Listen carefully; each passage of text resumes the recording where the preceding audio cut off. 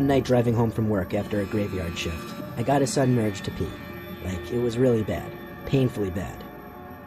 I was driving down a quiet parkway with no other cars, so I figured I'd pull to the side real quick and pee in the woods. I put my hazards on, just in case that off chance that a cop rolled by. After I finished, I got back in my truck and tried to start it. Instead, all I heard was the sickening sound of a car battery failing to start the engine. I tried at least 5 times before I gave up, not wanting to drain the battery anymore. I left my hazards on and stepped outside, so I could be ready to wave someone down in hopes that they had jumper cables. When I did see headlights coming down the road, I went to the side of the road and started waving my arms. The car slowed down and went to pull over to the side behind my truck. As I started walking over to the car, the 2 front doors opened and 2 relatively big guys stepped out. I stopped in my tracks and thanked them for stopping, immediately asking if they had jumper cables. They looked at each other, then back at me, and the driver said, "Nah."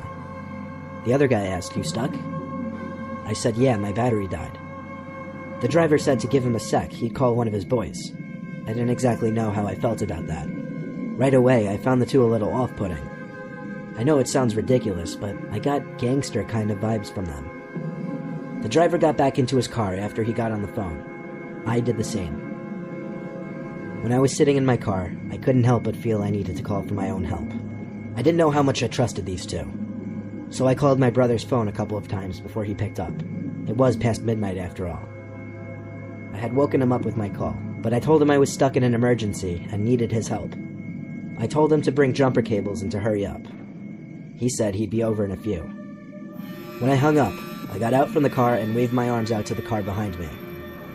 The driver opened his door and stepped out to look at me, and I called over that I had help on the way and it was cool. All he said was, "Aight then," and got back in his car. That feeling of danger suddenly exited my body, and I felt at ease. I leaned my seat back so I could relax in the meantime, but soon it came to me that I didn't hear their car pass by. I turned back and saw that their car was still there. It had been almost 5 minutes since I'd waved them off. I called my brother again, who said he just got in the car. I told him to floor it to me and have some weapons ready, because I was pretty sure I was about to be jumped. He said he had his baseball bat in the back seat as usual. Luckily, my truck was only about 5 minutes from our house. Less if he stepped on it. I started to beat myself up for not just holding it in for another 5 minutes. Then this wouldn't have happened. Finally, more headlights appeared coming up the parkway. The approaching car slowed and pulled up behind the car that was behind me. I got out from the car and started waving my arms again. But when I saw 2 of the car doors open, I had a feeling it wasn't my brother. The driver in the first car got out and greeted his apparent goons. They all started gradually making their way over to my truck as they talked loud and cursed at each other. I guess it's worth noting there were no jumper cables in any of their hands.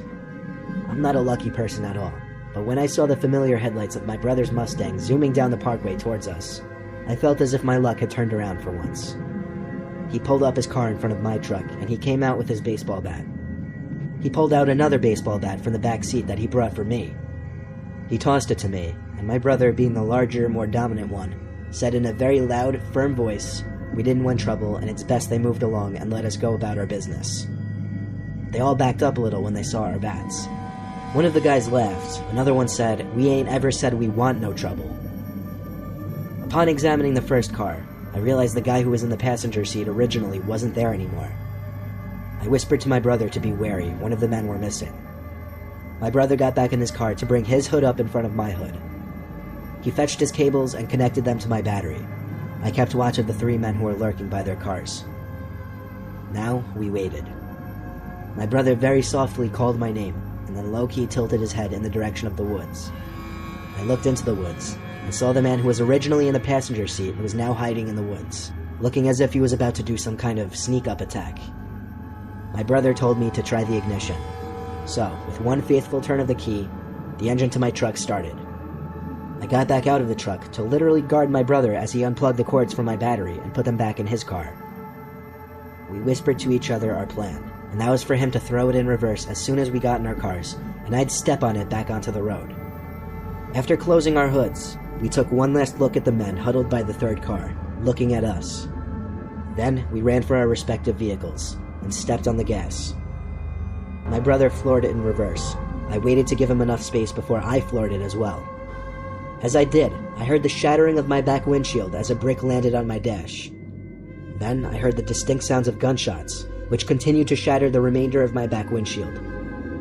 I ducked down as low as I could get while still getting a view of the road. The two of us managed to flee the scene unharmed, and they didn't chase us.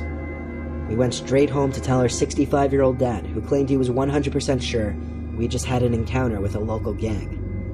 Our dad also told us not to take that specific parkway at night because it's not a safe road. I can only guess they wanted to rob me blind, and they didn't take too kindly to us waving bats in their faces.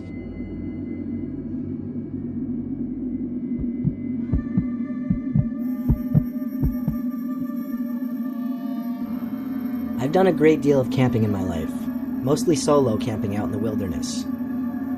Everyone who takes the hobby as seriously as me knows the potential dangers that come along with it. However, there was one thing that happened on a camping trip that I never anticipated. I was in my tent, which sat next to a small, flowing river. My campfire was breathing its last breaths, and I was already laying in my sleeping bag trying to sleep. I started to hear something circling around my tent. At first, it started as big, heavy branches snapping in the distance. Then it turned to closer steps on the forest floor surrounding my tent. I ruled it out as being a bear or a larger animal because the footsteps didn't seem heavy enough. Plus, the fire would more often than not draw such animals away. To be safe, I still stayed inside the tent to refrain from making any noise. But the steps just kept circling around my tent. Finally, I called out, "Hello?" The steps didn't stop. Now I sat up, ready to take a quick look outside. I unzipped the tent and crawled outside. I still heard the footsteps, but now it seemed whatever was making the footsteps was being more cautious about moving around so loudly. I looked out into the darkness of the forest in the direction the steps were coming from, and very briefly I saw a light. Not just any kind of light, though. It was undeniably a phone screen. I turned off as quickly as it came on. Now I knew there was a person out there circling my campsite. I had already called to them and they didn't respond to me, so that was a very bad sign. Despite my experience in camping and wilderness, I'd never been stalked by a human before, and I wasn't comfortable there anymore. I have a license to carry a sidearm, however, and I always bring it with me when I go camping. I felt it was an appropriate time to pull that out from my bag. I started to pack my things as fast as possible. I can't begin to explain how scared I was as I packed up my sleeping bag and tent. I found myself turning around every few seconds to make sure someone wasn't sneaking up on me. Maybe I wouldn't have been so scared if the footsteps around my camp didn't keep going. When everything was packed, I didn't try to hide the fact that I was sprinting back to my car, which wasn't parked far away. I threw my stuff in the back seat and hopped in, locking the door first thing. I turned the car on, and as I put it in drive, the car started to wobble and shake, and I heard a terrible scraping noise. I stopped the car. A low tire pressure alert came on for all 4 tires, and I knew then that all 4 tires had been slashed by somebody. I couldn't possibly move that car without destroying my wheels, so I sat there in a pitch-black forest with the only light being from my headlights. I was afraid to look outside in any direction, for someone could be hidden, watching from any possible direction. I sat there for a few seconds with my whole body shaking. I finally grabbed my phone to call the police. At the same time, I looked in the rearview mirror, and I saw someone standing at the trunk of my car. My heart was in my stomach at this point. I don't know how I didn't scream. I took a deep breath, grabbed the handgun sitting in the passenger seat, opened the door, and stepped out with aggression. I aimed the gun at the person standing at the back of my car, who raised his hands in the air. I screamed at him as loud and aggressively as I could to get the fuck away from my car. I wasn't bluffing, I was ready to shoot him. He backed away into the woods, and once I couldn't see him anymore, I got back in my car and called the police. I told them to come to the dirt parking area for the particular park I was camping in. They said a state trooper would be en route. I called my towing company in the meantime while waiting for the trooper to arrive, all while my body was still shaking and I was still cautiously checking my surroundings. I never appreciated seeing a police car more than when the trooper pulled into the small dirt lot with his lights on, and I finally felt safe to get out from my car. The tow truck came 20 minutes later, and my car was towed to a repair shop. I slept in my car overnight, and first thing in the morning, my tires were replaced. This never stopped me from continuing camping.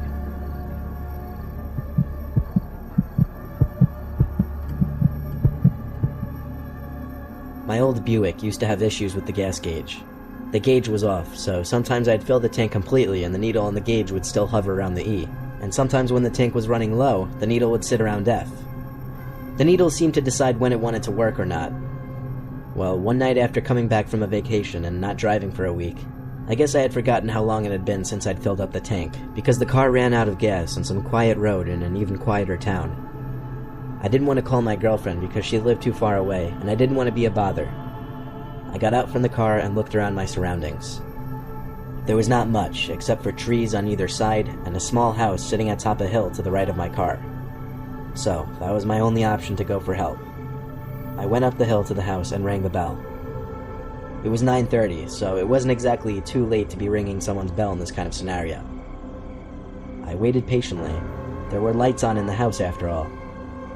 After a minute, I gave the bell one more ring, but I told myself that would be it. After waiting another minute, I accepted defeat and walked away from the door. As I went down the little walkway, I heard a weird noise that seemed to be coming from the side of the house, like the moaning and distressed breathing of someone in pain. It came from behind a line of bushes. Quite frankly, I didn't feel right snooping over there, so I continued back down the driveway. I did take a look back at the house, and noticed a light upstairs was on now that wasn't on before, and there was someone standing at the window. I could see their head and shoulders. I stared for a moment, expecting them to do something, like maybe come to the door. But they didn't move, and it got weird. So I continued back to my car. I leaned on my car door and called AAA, which was my roadside assistance company. They said they would deliver gas to me within half an hour. It was too hot out to sit in my car, so I stayed outside. I waited around texting people, checking Instagram, and pacing back and forth. When I heard a deep voice go, "Excuse me," my head shot up. There was a guy standing by the curb near the driveway to the house. He was wearing a hat really low, and tilted his head down, hiding a lot of his face. He asked me if there was a problem. I said I ran out of gas right here. All he said in response was, "Oh." He turned and started walking back up the hill. Pretty soon he disappeared behind the bushes on his property. He seemed like a very creepy man based on that short interaction. I texted my girlfriend about the whole thing, and she said I should go see what that sound I was hearing behind the bushes was. I kind of wanted to be honest. So I snuck through the trees next to the guy's house up the hill and went to the side of the house where I heard the noises. I tiptoed up to the wall of the house and then stopped to listen. There were the moans and breathing again. They were coming from a window. I went to the window and tried to look inside, but the blind was down so I couldn't. The sounds were concerning though. I lightly tapped on the window and said, "Is everything okay?" I heard someone say in a faint, weak voice, "Help." I stood there thinking about what to do, when all of a sudden the blind kinked open, and I saw a face looking back at me through the window. I couldn't tell for sure, but it looked like the creepy man who came outside. The kink in the blind dropped back down shut, and then the window dropped closed so I couldn't hear anything else. I didn't care though. I ran back down to my car, got in, and locked the door. I waited until the AAA truck came, and when they filled my tank, I didn't say a word about what I just witnessed. I just went home and tried to get some sleep that night. I never wanted to see or think about that house again.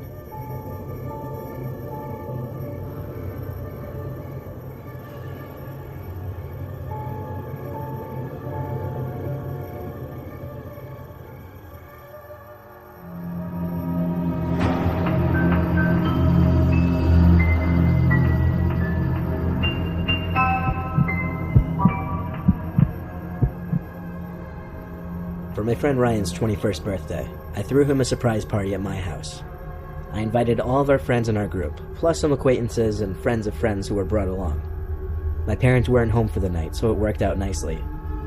The peak of the night was when Ryan walked in the door and all of us got to scream surprise. It was a Friday night, so mostly everyone drank a decent amount. I tried not to get too drunk, just so I could stay alert in case anyone was doing something dumb in my parents' house. We had cake and other desserts set up for Ryan too. I did a lot of walking around offering cake and beers to everyone, even people I'd never met before, including one guy with long blonde hair and a football shirt sitting on my couch, and some dude who looked a few years older sitting on my grandma's old rocking chair that she gave to my mom. I whispered into Ryan's ear at some point that half these random dudes that our friends brought over looked either kind of creepy or odd. He agreed with me, a bit over-enthusiastically, but that's probably because he was a lot drunker than I was. The night progressed and everyone got drunker, and everyone was doing increasingly silly and dumb things. The guy who was still in the rocking chair started to hum a song really loudly and obnoxiously. The rest of us just watched and found it hilarious for some reason. Then the guy with the long blonde hair started to sing a completely different song, and everyone else kind of just joined along. It was a room full of drunk 20-something-year-olds singing very loudly. It was a fun time, but eventually it had to end, and people started leaving one by one as they sobered up. A couple of people stayed the night because they were too drunk to drive, including Ryan and our friend Sean. I slept in the living room with them. We left the TV on, with the movie The Hangover on in the background. I suddenly thought to ask the two, who were those two guys who had been in the living room on the couch and in the rocking chair most of the night? Sean said the guy with the long blonde hair was a friend of one of our other friends, but as far as the guy in the rocking chair, neither of them had a clue. I decided to text everyone in the group chat we had made prior to the surprise party to find out who was friends with this creepy dude in the rocking chair. One by one, our friends said they had no idea. It seemed everyone assumed he knew someone there, but apparently that wasn't the case. I was waiting on two more friends to answer, but I was pretty sure one of them had to have known him. Anyway, Sean and Ryan fell asleep quickly, so I decided to go to sleep too. I woke up an hour later though, I guess to the sound of the TV. I checked my phone, which was sitting on my chest. There were a bunch of texts from the group chat. To put it short, every single person in the group chat said they had no idea who that was. I sat up to let that sink in better. Some random, creepy-looking older dude snuck into my house and hid in plain sight for hours. I suddenly looked around the living room, lit up by the glow of the TV. I felt as if my entire house was unsafe and that we weren't alone. I quietly stepped out from the living room towards the kitchen. I went over to the tiny hall that separates the kitchen from the 3 bedrooms on the first floor, still using the glow from the TV in the living room as my light source to navigate. I think because I didn't want to draw attention, I guess. I stepped into the hall and froze. I was pretty sure I could see something at the end of the hall. It was too dark, though. I took a couple steps forward, and it became more clear that there was a person standing there at the end of the hall. Then to make it even worse, I heard a faint, low, cackling kind of laugh at the far end of the hall. I slowly backed away without acting fazed at all. Meanwhile, I felt like my heart dropped to my stomach. I got back to the living room and shook my 2 friends awake. I whispered to them that someone was in the house with us. I got on the phone with the police and talked as low as I could into the phone so that the woman on the other end could still hear me. And as I was on the phone, I saw the creepy guy from earlier, the guy who was on the rocking chair all night, suddenly walk out to the living room, look at us sitting there, passed us, and walked out the front door. I was literally frozen. I think my friends were too. I told the 911 operator that the intruder just left my house. She said lock all the doors and we should be fine. A cop came by for a few minutes just to check in. After he left, my friends and I found a trail of blood stains on the carpet in the hallway. The stains led to the end of the hall, where I saw him standing. Then it just stopped. Needless to say, no sleep was had that night.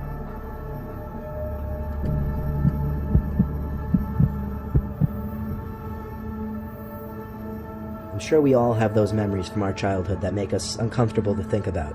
How we were so young and innocent and unknowing to something bad that was about to happen. I was in the 1st grade. It was either a Friday or Saturday night. All I know is we didn't have school the next day.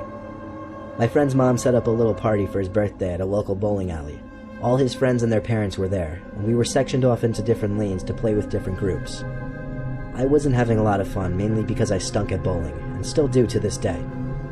I remember complaining and crying to my mom that I didn't want to play anymore, and I think one of the kids started taking my turn for me. There was a back room sectioned off for the party with a bunch of snacks, sweets, and sodas. So while my mom was talking to some of the other parents, I think that's when I snuck to that back room to fill my stomach with cupcakes and other sweets. There was a door leading to the outside in this room. It led to the back of the building, I guess. And the next thing I remember was the moment a man was standing at the doorway telling me to come outside and check something out.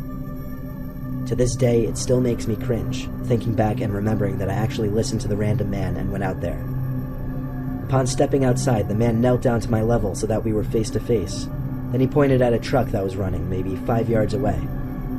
I remember he said he had the rest of the sweets and snacks in the back of his truck, and he needed help unloading it. He also offered to give me a $20 reward if I helped him. Now, I'm sure in my 6-year-old mindset, I was thinking about how cool I'd look and how jealous all the other kids would be.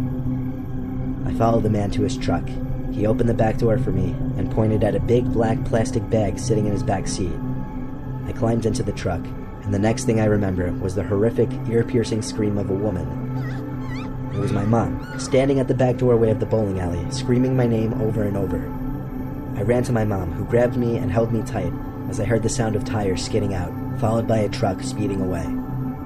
I turned to look, and the truck was already gone. My mom was in tears, scolding me. A few other parents and kids came out, and it turned into a huge scene. It was a traumatizingly embarrassing experience for me. The bowling alley had to shut operations for the night, and the party had to be cut short. I've asked my mom about this story so many times. She said the police arrived after my dad picked me up, and my mom told the police everything I told her. She also got a decent look at the man and his truck, so she gave a description to the police as well. Unfortunately, nothing was ever heard as far as the police catching him. All I have to say is, if any of you are parents, burn the phrase "don't talk to strangers" into your kids' heads.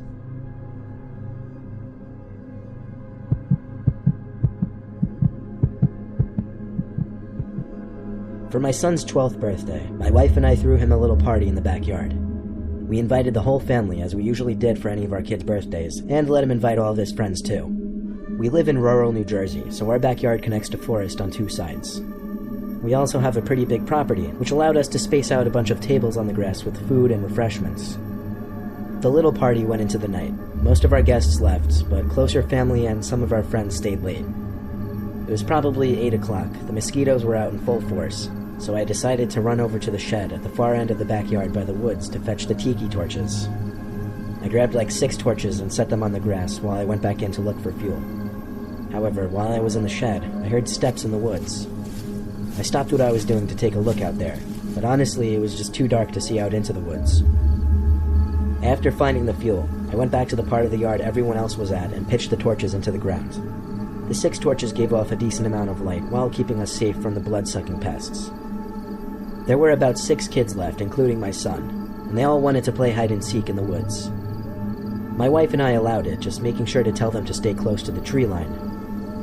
My son and his friends went to play their little game in the woods, which left the rest of us to sit in peace for a little bit. It was a solid 15 minutes of talking with relatives and hearing the kids laughing and yelling in the near distance out in the woods. But all of a sudden, the yelling turned to screams, concerning-sounding screams from the kids. All of us looked at each other, sitting up in concern. The kids one by one came running out of the woods, yelling that there's something in there. We don't have bears or any big predatory animals around here, so that was not the first thing we assumed it to be. I told all the kids to stay near the patio area. My brother Dom and I, being the biggest men there, decided to go investigate. We took a couple flashlights and off we went into the pitch-black woods. The only sounds we heard around us were crickets and other night bugs. So we went deeper, and that's when we started to hear something else. It sounded like an animal at first, but as we followed the sound to get closer, the sound started to become more human-like. We continued to walk, and we agreed we both had the feeling that we were being watched, like stalked. I put my arm out to stop Dom. Standing in the silence now, the best way I could describe the sound we were hearing was a moaning, angry kind of sound. It sounded human, but it was a bizarre sound.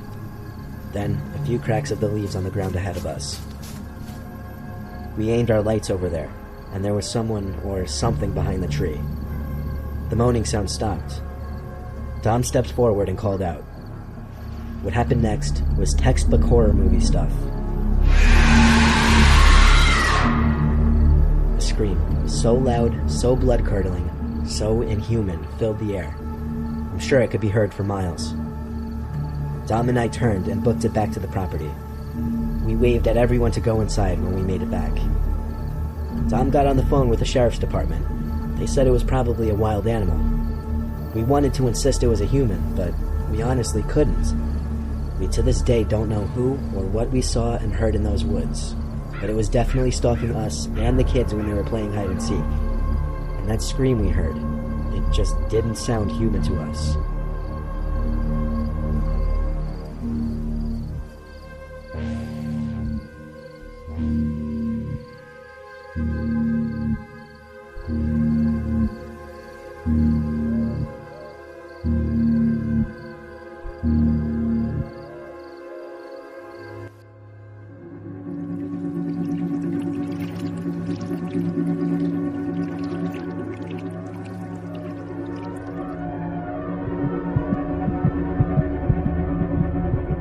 28 years old now, but I vividly remember a horrifying incident that occurred when I was a 22-year-old college student.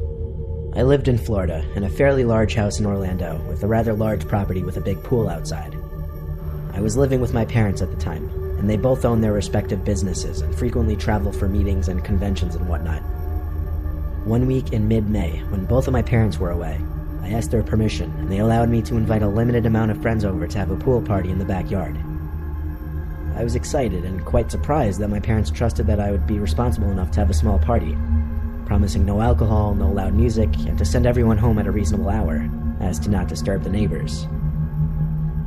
I proceeded to call 6 of my best friends and let them know about the pool party, inviting them over the following evening with a limit of 1 guest per person. Everyone replied almost instantly, totally down to come over, asking if they should bring over snacks and drinks. Remembering what my parents said, I ignored their conditions and allowed my friends to bring alcohol. The following night, at around 8 p.m., almost all of my friends who I invited showed up with their bathing suits and plenty of alcohol. My friends took turns playing music on my Bluetooth speaker. They all brought their girlfriends or guy friends that were all acquaintances of mine, totaling 13 people including me. I started the backyard fire pit, and we started drinking, laughing, making idle chit-chat, and some of my friends decided to go into the pool. Most of my friends jumped in off the diving board, and I sat by the fire watching them splash, pick their girlfriends up, slam them in the pool, and have a good time in their now drunken state. Almost 2 hours passed, and I remember what my parents said about allowing guests to stay late. It was now approximately 10:30 p.m., and most of my friends were still in the pool listening to music, and occasionally coming out for snacks and more booze. Myself in a rather drunken state, I kind of lost track of time. I went inside of my house for a few moments to grab another beer, when I heard leaves rustling from the bushes on the side of my property. Now keep in mind, my house is gated and has security cameras all around, so I didn't get too suspicious and I didn't think much of the sounds, figuring some of my friends may have made their way to the front of the house to either make out with their girlfriends or get ready to go home. At that point, it was already 11:30 p.m., and I completely failed to adhere to all my parents' rules, which actually made me feel a little guilty. I went back outside with snacks and drinks and told everyone that it was almost time to end our evening. 10 out of the 12 of my guests were still in the pool screaming and horsing around, while the 2 others went missing. When I realized this, I went back inside, walked around the house, and heard laughing and moaning from upstairs in one of the guest bedrooms. Assuming that one of my friends snuck upstairs with his girlfriend to hook up and whatnot, I don't need to give an explanation. I was too drunk and lazy at the time to go upstairs and tell them it's time to leave. But before I returned to the backyard to finally close up shop, I heard blood-curdling screams come from the pool. I ran outside to find my pool filled with blood on the surface, with my friends screaming that one of their girlfriends was swimming, and felt an arm tug them down, and must have had a knife cut them on their leg. All of a sudden, an unfamiliar face, a guy probably in his late 20s, with long, scraggly hair, a scruffy beard, tall with a couple tattoos on his body, emerged from the pool and ran out in a pair of fatigue cargo shorts and bolted to the front of the house. A few of the guys tried to chase after him, but they couldn't find where he went. We all panicked and took my friend's girlfriend and went inside the house, with a couple from upstairs hustling downstairs to see what the commotion was. I locked the doors while calling 911 requesting an ambulance. When the police and paramedics came to my house, they took the injured girl into the ambulance, and the rest of my friends left the house, confused and shaken up by the events that just took place. The police and I went to review the security footage, and lo and behold, when I heard that rustling in my bushes, there was the guy, who somehow made it over my gate undetected, went to the side of the house and casually blended in, and went into the pool with the rest of the guests. Stupid me didn't think of checking the surveillance system, too drunk and concerned about my friends having a good time, that I irresponsibly let an intruder enter my parents' property undetected. I gave the footage to the police, but to this day, they were never alike to identify the intruder, and of course when my parents returned, they found out what transpired, scolded me, and never allowed me to have a party in the house again.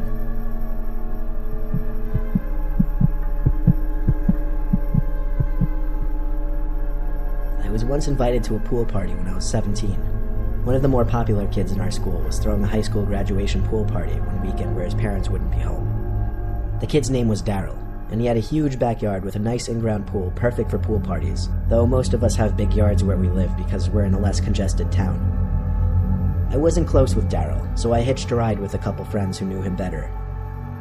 When the 3 of us stepped into his backyard, it was packed. It was actually impressive how many kids were there. I'd say at least a quarter of the entire grade was at this party. We wanted to say hi to Daryl because it would be the right thing to do coming into his party. We asked a couple kids we knew if they'd seen him. They said they hadn't seen him for a while now. So we asked others and got similar responses. We soon realized nobody seemed to know where Daryl was. Maybe he was in his house with a girl or something. So we just went about our own business. We played beer pong, people splashed around the pool, and the night became a daze overall. I didn't jump in the pool because I didn't bring a bathing suit and I just didn't want to get wet. Throughout the night, I would hear other kids screaming, "Where's Daryl?" It seemed others were trying to find him because it was weird he hadn't been seen for nearly 2 hours. Me and the 2 friends I came with joined a little circle of people talking about how Daryl hadn't been answering his text for a couple hours. Still, people were just chalking it up to maybe him being upstairs with a girl. Who knew? It was his party after all. Anyway, some more time passed and I had to go to the bathroom. There were a bunch of people inside the house, and there was actually a line for the bathroom. I opened a door in the hallway and it led to the basement.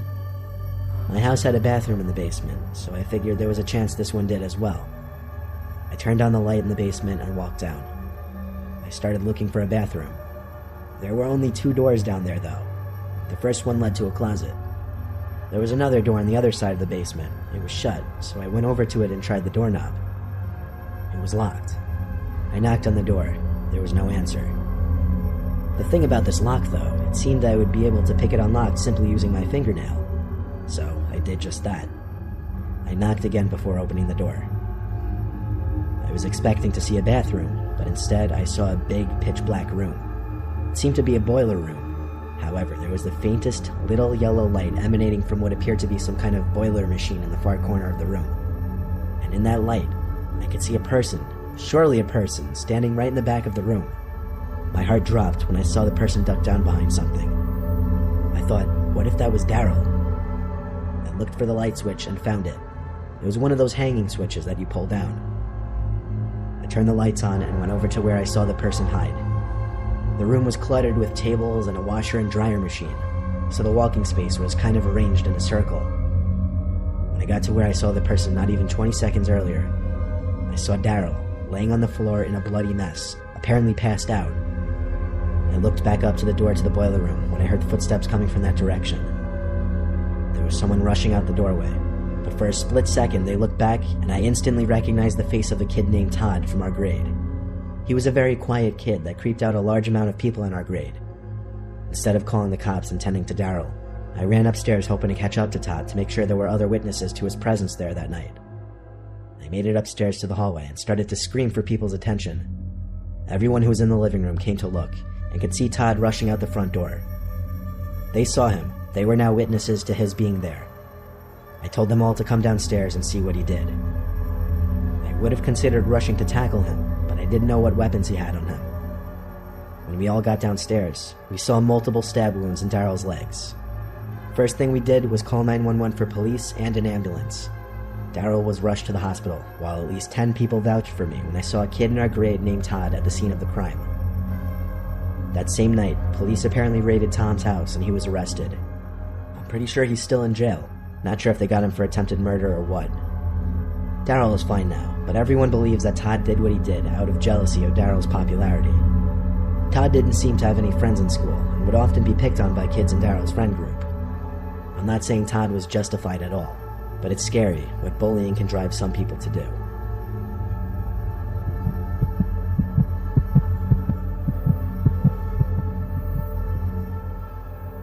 When I bought my first house, I had a pool party on a Friday.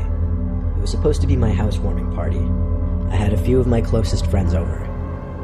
Everyone drank a bunch, and a few hours later, people were on their way out. A couple friends were a little too drunk for me to allow them to drive home, so I offered them spots on the couches to sleep. I'll call those 2 friends Rob and Dan for the brief mentions they'll get in the story.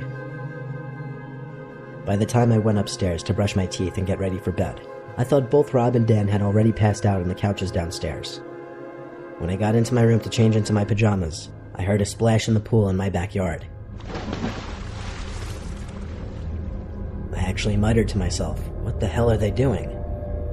I went to the window to look out to the pool, and in the pool was one of them just standing in there. I was pissed because I knew there were no more towels outside, and now they'd have to bring their drunk asses in dripping all over my carpets downstairs.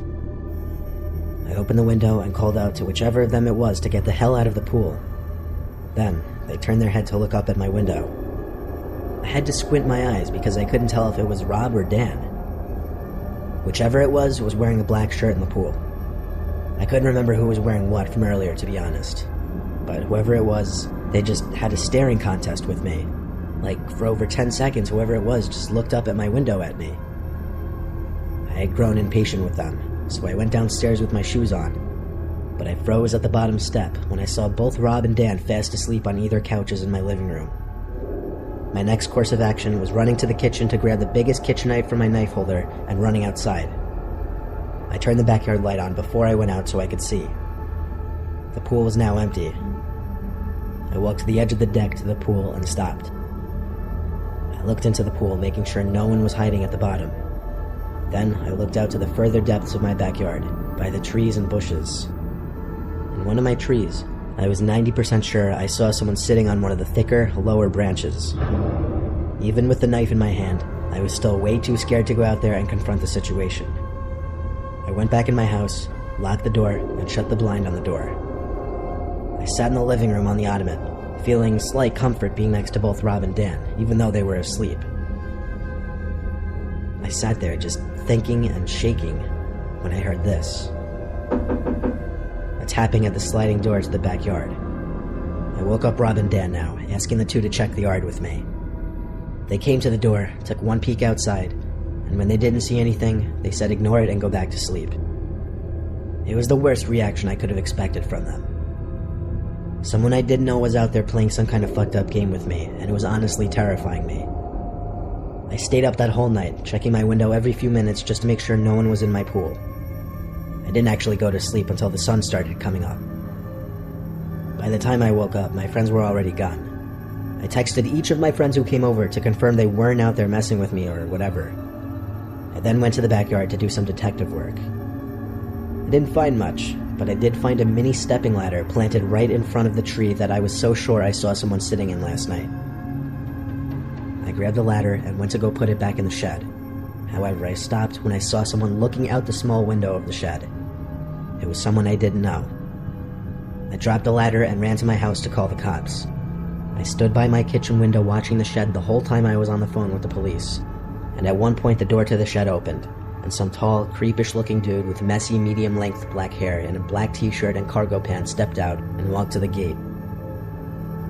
I gave the exact description on the phone, as well as to the cop who came to my door. I told the cop the whole story, but in the end, there wasn't much he could do other than write down the description of the guy. He suggested I install some security cameras and went on his way. And a week later, I already had a camera system installed.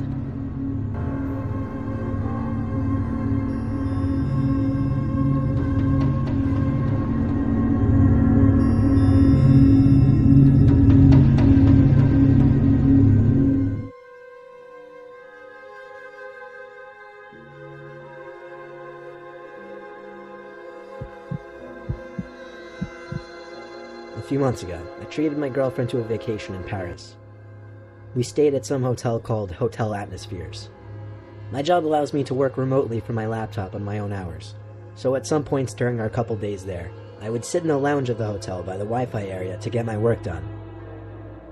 My phone started to ring. It was my girlfriend calling me.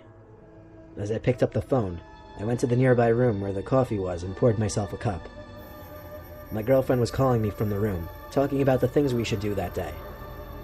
When I walked back to the lounge area where I left my laptop, I got a sickly feeling when I realized it wasn't there anymore. I went first thing to the lady at the front desk to ask her if she'd seen anyone leave the lounge area with a laptop. She apologized and said she hadn't seen anyone. I asked her to check the cameras, to which she responded with there not being any cameras in the lounge area, and that she was also not in control of the footage that the cameras caught. She would have to get in contact with her manager, who was not working that day. She offered I submit a lost or stolen property form. I was absolutely disgusted with the service, and planned on having a word with the manager the next day.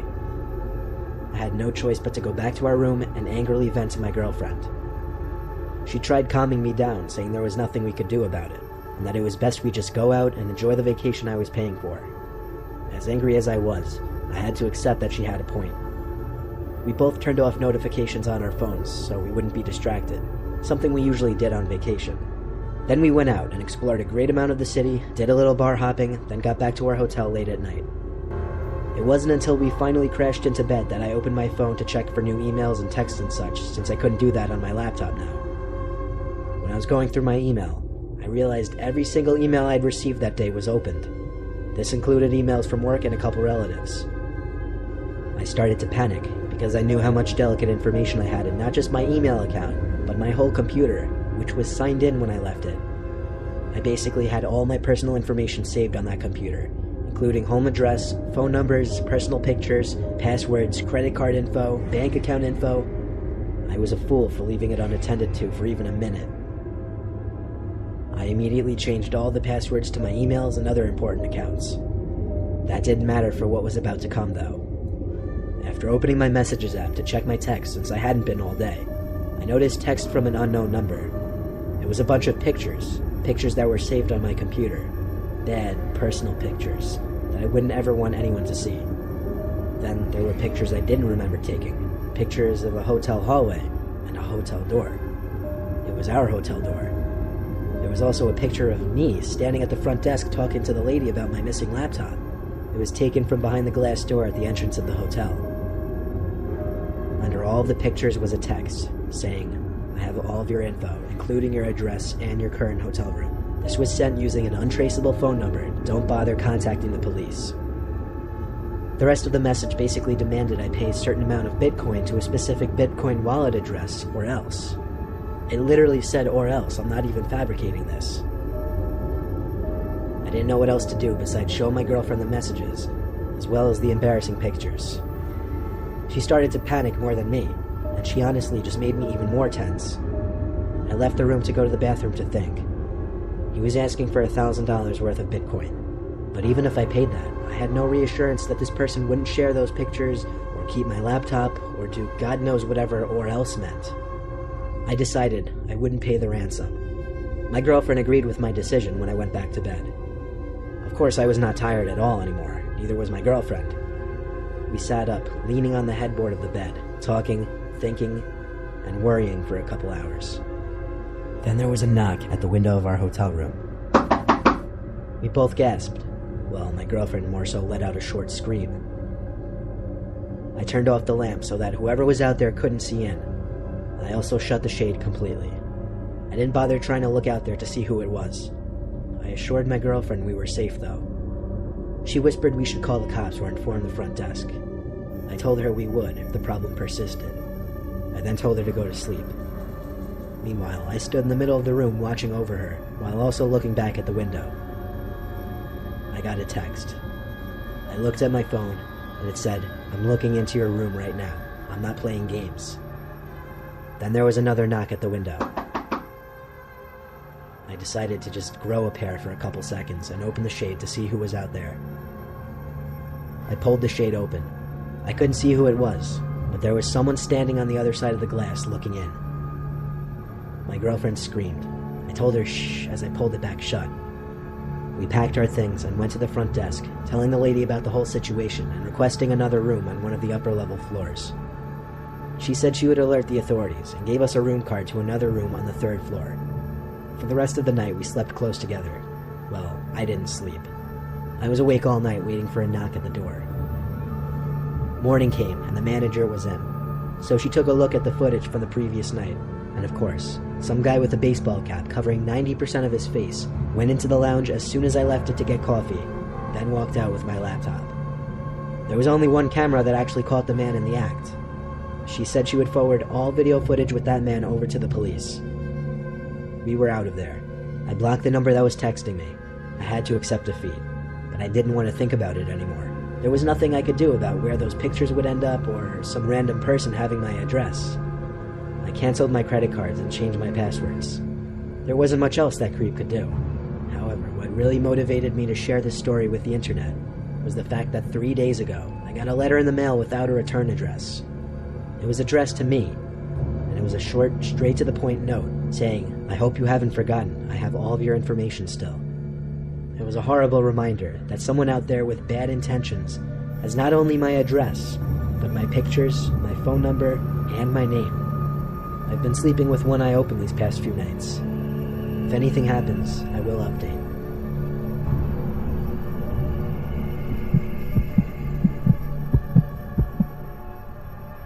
There was a time a few months ago that my good friend Ashley lost her phone. I'm her best guy friend, so she hit me up on her sister's phone when she realized that whoever had her phone was reading her messages but not responding. I practically reprimanded her for not having a password on her phone. I suggested using Find My iPhone, but she didn't even have that enabled for whatever reason. I met up with her and decided to text her number. I sent a text saying, "Please return my friend's lost phone." Within seconds, it said the person read my text, but they didn't respond. So a minute later, I sent a more aggressive follow-up text. I said, "We can see that you're reading our messages. If you don't respond, we will brick the phone, track it, and it will be useless to you. Please return it now." The person read it right away and said, "Good luck." This infuriated me. I tried to respond, but apparently the person turned off the phone. There wasn't anything we could do now. She had Find My iPhone off, so we couldn't even report it as lost. I tried to make her feel better and took her out for dinner. When we got back to her house, a light upstairs was on and the garage door was open. "Are your parents home?" I asked her. "Maybe," she said, but they weren't supposed to be back from their trip until the next day. We went in through the garage door, and she pressed the button to close it. Then we went from the den to the living room, and she called out for her parents. One of the doors upstairs shut. We could see and hear it. The way her house is arranged allows you to see some of the doors upstairs from the living room. The door wasn't shut forcefully, though. It was shut quietly and softly. Ashley looked at me, and I could see fear in her expression. I told her wait there, I'd go upstairs and check.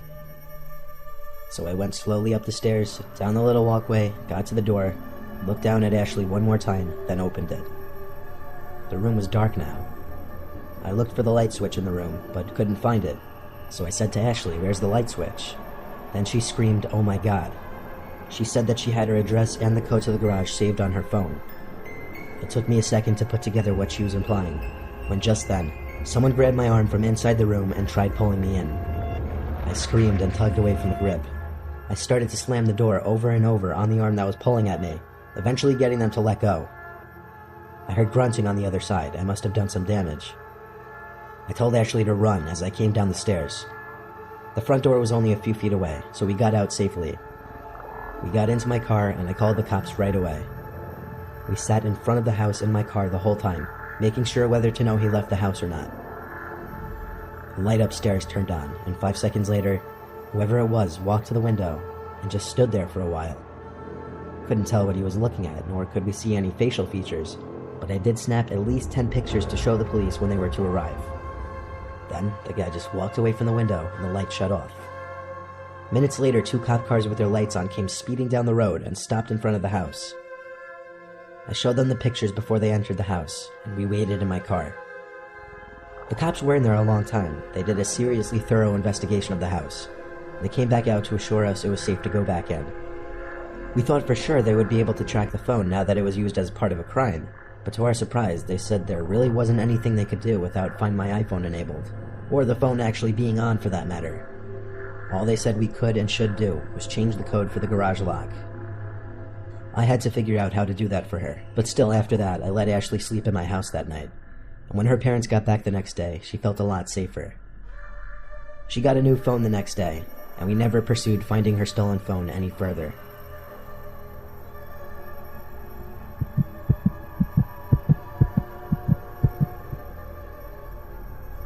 March 8th, 2019, on a Friday night.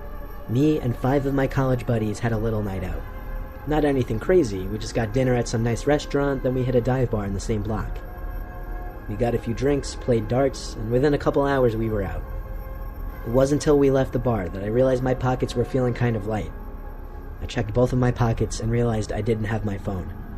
I told my friends to wait as I ran back inside to look for it. I checked the seats at the bar, at the area by the dartboard. I even asked the bartender. He hadn't seen it though. A couple of my friends came in, and I asked one of them to call my number, but quickly realizing that was kind of pointless in a loud, crowded bar. I asked the bartender to please call my number if my phone were to turn up. Sadly, I knew that was wishful thinking.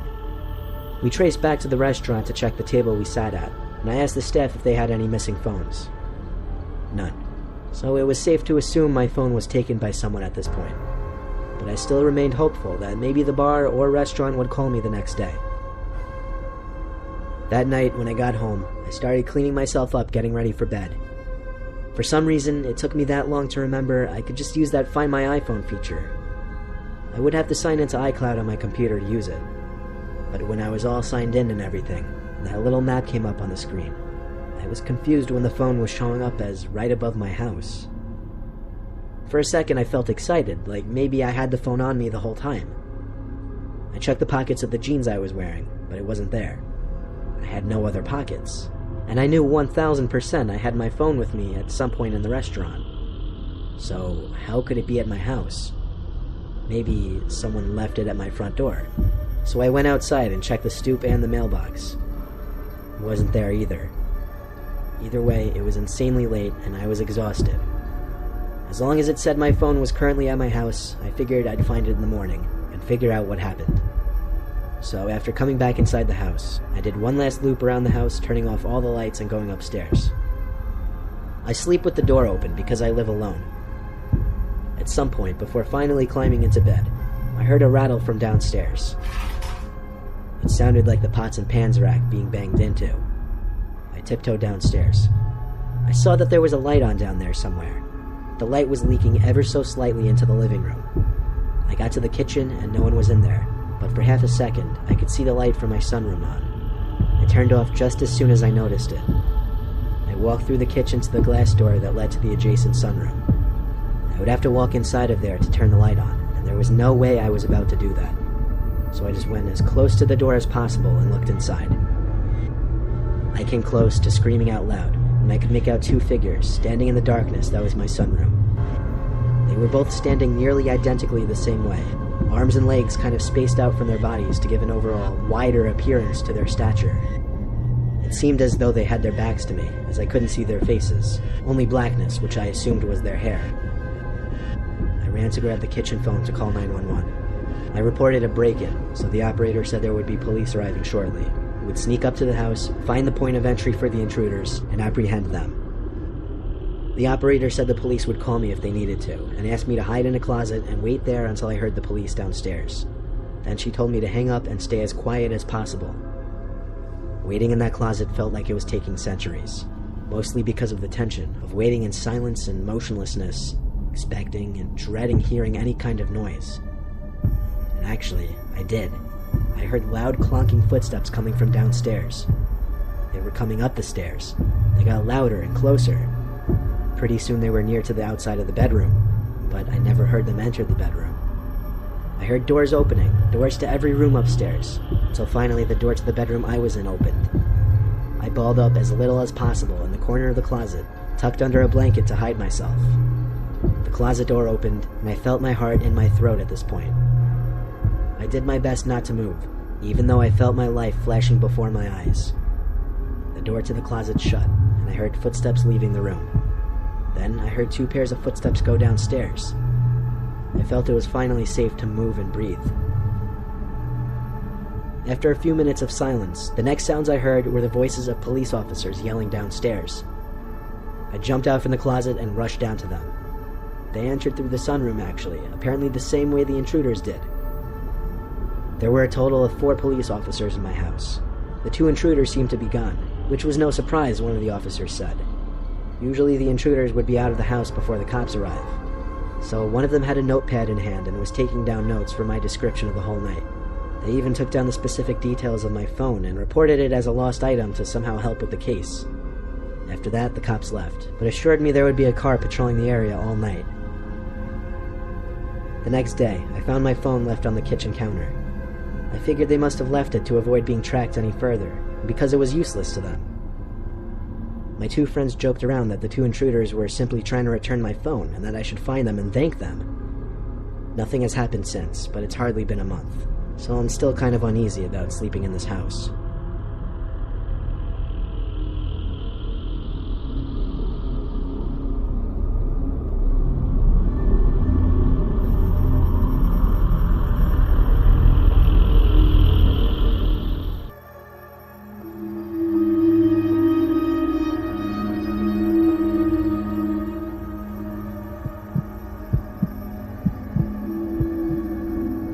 Back around 2010 and 2011, when websites like Chatroulette were popular, my friends and I would sometimes mess around with people on our webcam. The website usually peaked on weekend nights, and when we were like 14, we didn't really do much on weekend nights.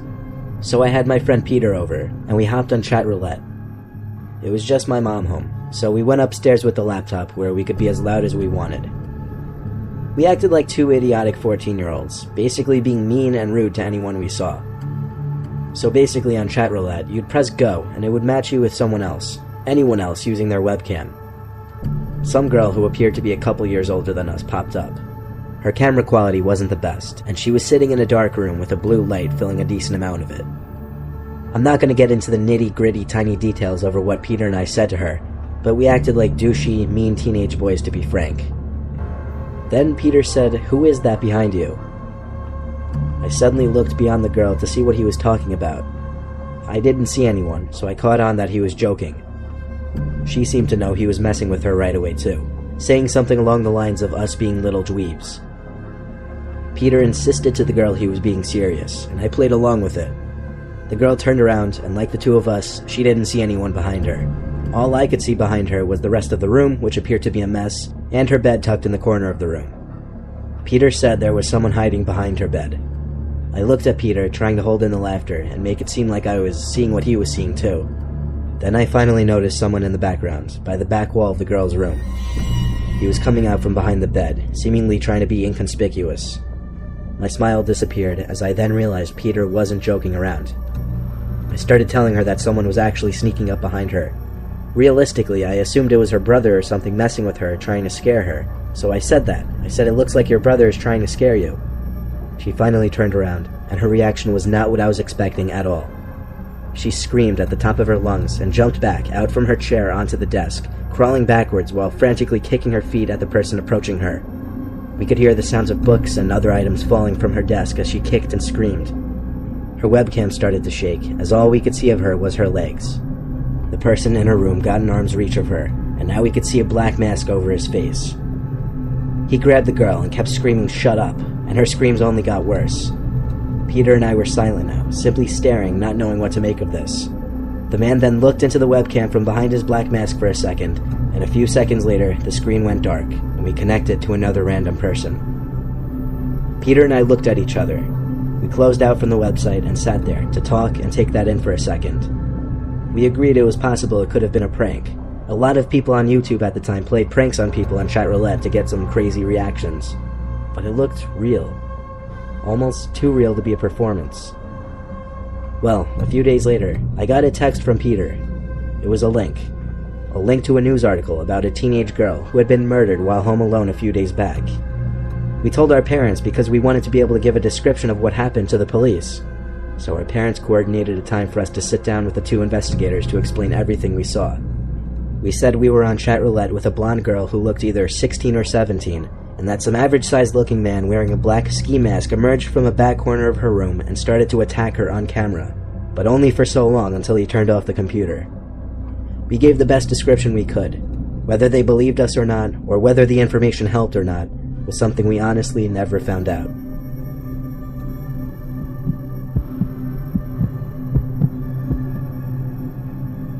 One winter night when I was 17, I came up with the brilliant idea of exploring the deep web after hearing all the craze about it. Everybody and their mother was claiming how the deep web was some dangerous, crazy part of the internet that nobody should ever go to. Others said these people didn't know what they were talking about, and that the deep web is actually extremely boring and uninteresting. I wanted to do some browsing out of curiosity. I needed to download a special web browser called Tor, which allowed you to visit websites ending with the .onion domain. When I had the browser, I didn't know where or how to start, so I googled where to start on the deep web, and that gave me a page full of archived links to the deep web. The page scrolled down forever, there must have been thousands of links. I finally decided to click on one. It was a .onion link that led to another archive of links. It took a while to load, but there I was, on another page of probably thousands of links. Only the background to this page was now black, and the links were red. I scrolled down until I found a link to a chat room. This also took forever to load, but I think it was called Backdoor Fire Chat or something. I put in a quick username, ABC1234, and I was entered into the chat. There appeared to be only 3 people in the chat, but messages from hours, even days before, were still in the chat log. Most of the messages people left were links. Hardly anyone had been saying what the links led to, though. One of the other users, whose username was something ominous like username 157 or something, said something directed to me. He asked what I was looking for. I thought for a second, then typed out, "I'm looking for the darker part of the deep web." He didn't say anything for a minute. Then he posted a link. He didn't say what the link was to, so I asked. I waited another minute for him to respond, but instead he apparently signed out from the chat so that it was just me and one other person. So I clicked on the link, and I swear it had to have taken at least 2 minutes for the page to finally load. It was an unlabeled website with a black background and a banner at top with a picture of a living room with a red satanic symbol drawn on the table. All the text seemed to be written in some weird language. It seemed to be Hebrew characters. There were also a bunch of buttons, also written in whatever language this was at the top of the page. I clicked one of the middle buttons, and after a long loading time, a black chat room took over the screen. Messages with more of the Hebrew or whatever language filled the chat room. In one of the messages, though, 2 words stuck out that were written in text I could actually read. The words were my first and last name. I tried to exit the chat, but my mouse started to lag. Then the other user in the chat room posted a picture of my face. It was clearly taken just now through my webcam. Then he sent another and another. Constant pictures showing my horrified face basically frame by frame. I tried moving the mouse and clicking out of the browser, but it was frozen, and my computer just kept making the error noise as more messages I couldn't read were sent, as well as more pictures of my face. I pressed down the power button on the laptop for like 10 seconds, and it finally turned off. Even turning off the laptop seemed to take longer than usual. My heart was still racing though, and I still had goosebumps. I left my computer off for 12 hours and put a post-it note over my webcam from there on. I also deleted Tor and never visited the dark web again.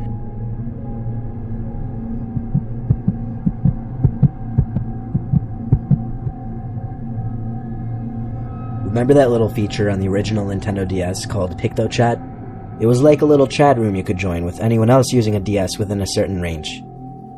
My house is right down the block from the town street in our neighborhood, what with all the pubs and festivities and such. When I was 12, the Nintendo DS was really in its prime, especially the Pokemon games. There was a spot in town down the block from me, tucked between a couple stores with a few benches that I'd walk to all the time to meet up with my friend Carl, so that we could battle in Pokemon usually. Actually, it was a spot where a lot of kids would be walking around with their DSs. One night, instead of playing Pokemon, Carl and I were just messing around on the PictoChat feature, sending each other inappropriate pictures and dumb messages, laughing our asses off. I remember taking note of how much the leaves were starting to sway nearby, how the wind was apparently starting to pick up. Then, we both got the ding that would sound when someone else would enter the chat. It also said on the screen, "Now entering, Joe." Carl and I looked up at each other, smiling, because it was funny but weird that someone else had joined. We looked around our immediate surroundings, in that little square between buildings that we were sitting in, but it was a little dark to see anything outside of the light hanging from the side of one of the buildings, so we went along with it. I wrote "Hey Joe" with my stylus. He responded back with keyboard text saying "Hey." So Carl wrote with his stylus, "Where are you?" Joe sent back a message in more keyboard text, saying "I see you." Carl and I looked up at each other once again, since it was obviously a strange thing for him to say. We looked around again. Joe sent another message saying, "You guys come here a lot, don't you?" I wrote back this time using the keyboard instead of free draw, saying, "Yeah, who are you and where are you?" Then, this Joe person sent a picture. It was some squiggly, fluffy-looking object. My first guess was that it was a cloud. I typed back, "Is that a cloud?" Joe said, "No, guess again." I typed back, "Why?" He typed back, "It's where I'm hiding." For the third time, Carl and I exchanged glances. Carl screamed out finally, "Who's out there?" I looked back down at the DS and saw another picture from Joe. It was similar to his last picture, but more detailed. I sent my second guess. "Is it a bush?" I said. Then I heard a chuckle. It sounded like right on top of me. I knew Carl heard it too, because we once again looked at one another. But then, I saw his eyes focus on something behind me. I turned and saw some guy slowly standing up from a big bush that sat behind my bench. He towered over me, and as he looked down at me, he had on a very wide smile. I remember his teeth were small and his gums took up most of his smile. Then he put both his hands on my shoulders, not in a gentle way. He grabbed my shoulders and squeezed them with a tight grip, and I screamed. Carl and I ran for our bikes, and as I initially started to pedal, desperately trying to pick up speed, I heard the clonking of the man's footsteps behind us. Thankfully, we picked up enough speed and got back into public view on the road, and only then did I look back. The man wasn't following us. We went straight to my house and told my mom and dad, who forbid me from going to town alone at night anymore. They called Carl's parents to recommend they do the same to their son. Even if they hadn't put that restriction on me, there's no way I would have ever gone back to that spot at night. It actually freaks me out to wonder how many times that guy had to have watched us on our DS's to have known when to come, and with one of his own.